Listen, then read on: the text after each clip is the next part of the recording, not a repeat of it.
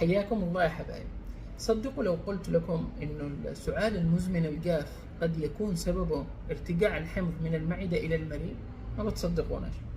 طبعا عندما يحصل ارتجاع من الحمض من المعدة إلى المريء، وكان هذا الارتجاع شديدا وصل إلى بداية المريء وصولا إلى البلعوم والحنجرة، سيحرض منعكس السعال ويسبب سعال مزمن جاف عند المريض، بالإضافة إلى إحساس حكة في الحلق مع شكوى أخرى، وهي حرقان شديد في أعلى البطن وحموضة يعاني منها المريض.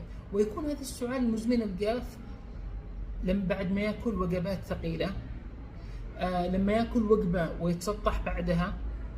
دائما هذه الأعراض تترافق مع هذا السعال المزمن الجاف عند المريض. هنا لابد أن يتنبه الطبيب أنه قد يكون سبب هذا السعال المزمن الجاف الذي يأتي